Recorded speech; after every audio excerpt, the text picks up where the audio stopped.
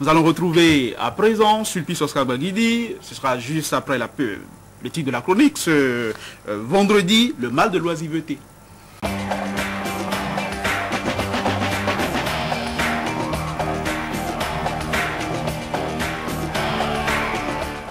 On est vendredi et la traditionnelle cure de désintoxication. Toute la semaine, nous parlons politique et vendredi, nous allons essayer de déstresser, de décompresser. Sulpice, bonjour. Vous avez raison, mon cher Winner Abessi. Bonjour, bonjour à tous. Notre siècle est encore témoin de cette race de jeunes qui pataugent dans la paresse et l'oisiveté et se forgent un destin de parasites. Nos grandes villes regorgent de ces individus qui ont choisi de vivre dans la sécheresse des efforts, fuyant le travail avec la vocation de ne rien faire. En somme, de paresseux fortifiés par le temps, trop ancrés dans la facilité, une allergie, avec une moue en permanence boudeuse devant l'effort. Le phénomène secoue le bon sens et dérègle les normes, même sociales. La gente féminine a ses indignes représentantes dans le lot de ces gens seulement guidés par l'instinct de conservation. Le dégoût est asphyxiant de voir de jeunes filles paresseuses, dépourvues de toute envie de travailler, tournant en rond à la maison à longueur de journée. Ce sont des couches-tard abonnés aux aventures nocturnes et des lève-tard passant toute la matinée au lit. Très souvent, le reste du temps est consacré à la réception en série de la foule de soupirants ou de petits amis asservis à la libido. Le plaisir consommé est payé par une contrepartie qui permet à la paresseuse de naissance de bien vivre. La prostitution déguisée est bien accomplie. Pas besoin d'être dans une maison de tolérance pour être travailleuse de sexe. Nous côtoyons au quotidien d'adolescentes aux apparences de filles sérieuses qui font pire que les prostituées déclarées. Elles quittent précocement l'école, font la fine bouche devant toute idée d'apprentissage et s'abandonnent à leur vice. Il est vrai que la paresse ne discipline pas l'esprit. Une jeune fille prise dans la nasse de l'éternelle oisiveté, sans travail, sans désir de travailler, toujours pimpante, au rendez-vous de la mode, bourrée d'argent et exigeante, constitue à mon avis un être moralement suspect. Il y en a qui fêtent tout en pompe, anniversaire avec une avalanche de cadeaux de la foule de soi-disant amoureux, jour de l'an célébré dans la folie de l'argent. Voltaire écrit dans la conclusion de Candide que le travail éloigne de nous trois grands mots, l'ennui, le vice et le besoin. Bien de malfrats sont issus de la galerie de ces jeunes hommes sans métier, uniquement inspirés pour des actes ignobles. On sait que pour les flemmards et autres oisifs, l'ambition et la quête effrénée de l'argent sont de bons bouillons de culture pour la délinquance. On y voit même le terreau de la muflerie et de l'indécence. Si la police pouvait filer ces oisifs qui montrent les signes de richesse, elle mettrait la main sur des chefs de gang.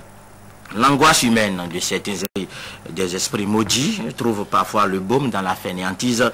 Une certaine sagesse affirme que le porc paresseux trouve que la terre est toujours gelée. Les commérages souillent le tempérament et permettent de bien labourer les vices de l'homme douteux. Un homme qui ne fait rien ne doit en principe rien avoir, rien attendre. Le contraire me paraît suspect. Les paresseux ont leur lubrifiant dans la fertilité de leur imagination, de leur capacité à s'offrir de moyens pour mieux paraître. Mais il vaut mieux travailler pour meubler son existence que de se fondre dans l'océan de l'oisiveté et de développer une vie malsaine. Car, à vrai dire, la dignité est exposée à la rouille sous l'effet des caprices de gens de mauvaise foi. La menace reste permanente. Sulpice Oscar Baguidi, merci. François Messon, c'est avec vous que nous allons ouvrir ce forum. Ils sont jeunes, filles et garçons. Ils sont paresseux à mourir, mais ambitieux à vous ennuyer. C'est la calamité de la société. C'est aussi le calvaire des parents. Calvaire des parents, mais surtout difficulté pour la société parce qu'on a du mal aujourd'hui à comprendre comment est-ce qu'évolue ce monde dans lequel la paresse malheureusement est devenue une vertu qui permet à certains jeunes de s'en sortir et de rire même de ceux qui s'évertuent encore à essayer de boucher les trous de la subsistance en essayant d'exercer un travail ou en fonçant tout droit dans les études. Malheureusement, les derniers développements de l'actualité ne font que donner raison aux chroniqueurs parce qu'il y a cette race de jeunes garçons qui aujourd'hui ne trouvent leur salut que par l'attente inespérée d'une fortune qui pourrait gicler d'un clavier d'ordinateur ou passer par les boîtes d'un envoi d'argent venu de je ne sais où. Oui, pourquoi? Parce que au quartier, on les appelle tout simplement, il faut oser le dire, les gaymen, ou alors les cybercriminels, ça c'est d'ailleurs trop joli, il faut les appeler tout simplement des délinquants ne voulant rien faire et voulant devenir trop grands très vite. Après la classe de 4e, 3e, seconde, première, on abandonne pratiquement les cours ou alors on va à l'école quand on veut parce qu'on veut ressembler à l'autre. L'autre qui en 2 semaines, 3 mois a réussi à s'offrir, d'ailleurs aujourd'hui à la mode, la moto Dayang. C'est avec ces jeunes-là qu'on la trouve. Je fais un peu de publicité, c'est vrai, mais c'est peut-être parfois utile. Parce que l'autre en a, il faut que j'en ai.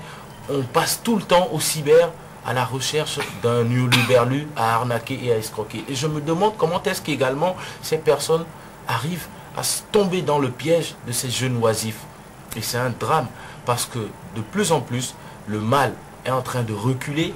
La fortune n'est plus facile à avoir. Et ceux qui se lancent dedans ne tombent que sur des miettes qui leur permettent à peine de réaliser un petit centième de ce qu'ils auraient espéré avoir. Et à la fin, on se rend compte qu'on a abandonné les études, on s'est lancé dans l'espoir d'une richesse farfelue rapidement venue. Et à la fin, on est tout bête devant l'avenir qui, en réalité, est derrière soi. Certains d'entre eux, d'ailleurs, soulignent leurs dents contre les barreaux de la fameuse prison civile de Cotonou. C'est d'ailleurs les plus jeunes détenus, ils s'y plaisent bien, c'est bien fait pour eux. Maintenant, le cas le plus triste, le plus grave, c'est le cas de nos sœurs. Il y en a une centaine par quartier dans Cotonou, s'il vous plaît. Ah, il faut faire le point alors. Elles n'ont pas de métier fixe. Elles sont à la maison tout le temps, et dehors, à la maison toute la journée, dehors toute la nuit. Et elles ont une capacité, une habileté extrême en ce qui concerne le changement rapide d'attitude vis-à-vis de X, Y ou Z. Le soupirant que vous êtes, si vous commettez l'erreur de tomber dans les mailles de leur filet, non seulement vous risquez de négliger votre propre foyer, vous allez faire des dons que vous n'allez même pas comprendre, et on va vous tromper comme on change de chemise du lundi au mardi, du mercredi au jeudi. Parce qu'à chaque moment, on vous trouve une excuse spectaculaire. Il y en a qui inventent des enterrements chaque week-end parce qu'elles ont déjà ficelé le programme avec tel ou tel. C'est Abomey, c'est Porto Novo, c'est Ouida, c'est Paracou. Et le plus grave, on ne sait pas comment est-ce qu'elles en arrivent à se demander si demain, elles peuvent toujours continuer à vivre ainsi. Voilà pourquoi on a aujourd'hui des vieilles mégères apprivoisées, 35 ans, 40 ans, 29 ans, qui se retrouvent avec 1 ou 2 gosses sous le bras et qui finalement commencent par courir derrière le dernier recours, celui-là qui va enfin les installer chez lui. Oui. Parce qu'elles ont passé toute leur jeunesse à se promener d'homme en homme, mais elles ont oublié une chose. Le gain facile qu'elles ont amassé pendant ce temps, c'était pour un temps précis, un court temps, et surtout, la plupart des hommes qui continuent de courir derrière, c'est juste pour goûter une fois parce que l'autre a fait. Mais ce n'est pas pour conserver ça. Vous parlez de goûter, je ne sais pas si ça donne envie, hein, vous avez parlé du Luberlu, vous avez parlé aussi de calculettes qu'il faut sortir pour faire le point, centaines de filles par quartier. Et dans Cotonou qui ont le profil que vous définissiez à l'instant, profil type, je sais, quelques-unes se sont peut-être reconnues. En tout cas, il y a beaucoup de décolorés parmi elles, le plus souvent. De décolorées. Ouais, c'est-à-dire elles étaient noires à l'origine, elles sont devenues blanches à la fin. Suivez mon regard. Vous connaissez un peu ce milieu-là, on dirait, François? Bon, bah, écoutez, on est tous jeunes. On peut connaître. Très bien, Léandre dessous.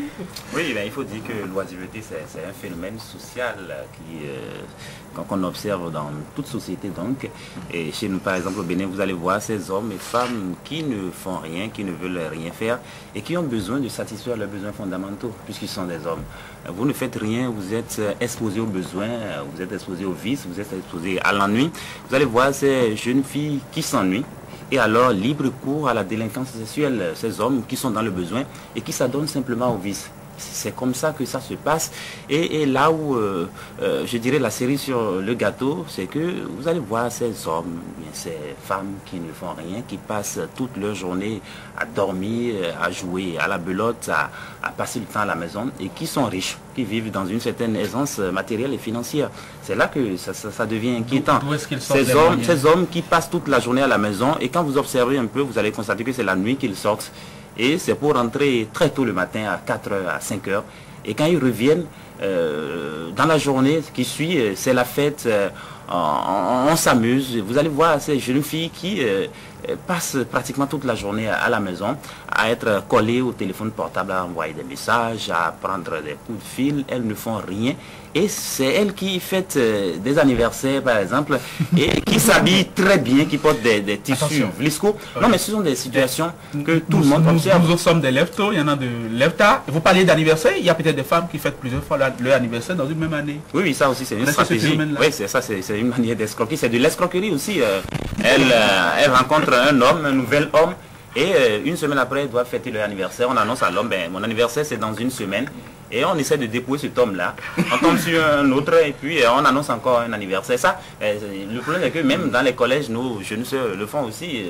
Nos jeunes sœurs qui sont encore à l'école, qui s'instruisent encore, elles se permettent de faire, de jouer à ce jeu-là. Parce qu'il paraît que aussi c'est la mode, ça permet de gagner beaucoup d'argent. Bref, ce sont des situations qu'on doit déplorer, des situations qu'on doit condamner. L'oisiveté, ça n'apporte rien de bien à l'individu d'abord et puis à la société, parce que lorsque vous vous adonnez au vice, vous savez, ça finit souvent très mal. Oui, vous êtes laissé déplumer quelquefois, on dirait.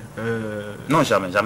C'est jamais arrivé. C'est une réalité, vous savez. Il y a des femmes qui ont cette vision du monde. La vocation, c'est de ne rien faire. D'abord, on abandonne très vite les bancs. On quitte l'école très tôt, déjà en classe de parfois CM2, parce qu'elle bafouille le français vraiment incroyablement. Ou c'est en classe de 4e. Et là, on a cette vocation. Il y en a donné un exemple tout à l'heure qui m'a fait pertinent. Et c'est vrai. Oui, non, c'est vrai. Il y a des femmes, chaque homme, on donne à chaque homme un jour d'anniversaire. C'est-à-dire, pour vous, une heure. L'anniversaire, c'est peut-être le 28 février. Et pour l'autre, c'est le 10 avril. Ce qui fait que chaque semaine ou chaque 2 semaines, on a toujours un anniversaire fêté, des cadeaux à recevoir pour vivre. Vous voyez un peu, donc ça existe, l'oisiveté, ma foi. Et moi, j'ai toujours été étonné de constater, quand même, je vais donner l'exemple toujours de nos jeunes soeurs, par exemple une femme qui fait rien, mais qui reste exigeante. On ne fait rien, mais on est exigeant, ça paraît bizarre. Et vous les voyez avec des portables haut de gamme, et on a parlé de Vlisco, d'autres choses, on est toujours à la mode, mais on ne fait rien. Et on fait un effort. Mais comment ça peut se passer? On fait certainement quelque chose. Oui, justement, on fait certainement. Que vous ne maîtrisez peut-être pas. Que vous ne maîtrisez pas. Ou que vous avez du mal à dire. J'ai dit tout à l'heure dans la chronique que c'est une réalité. Peut-être que d'autres essaieront de me démentir, je ne sais pas. Que quand on parle de prostitution, ce n'est pas seulement ce qui se fait à Djonké ou ailleurs.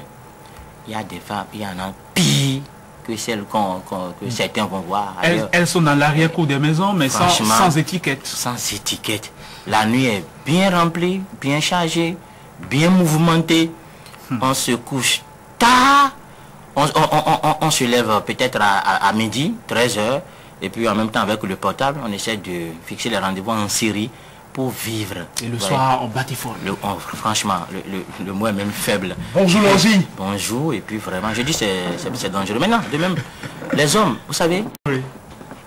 C'est quand même bizarre. Et c'est là où je dis que la police a quand même des pistes à privilégier dans certaines situations.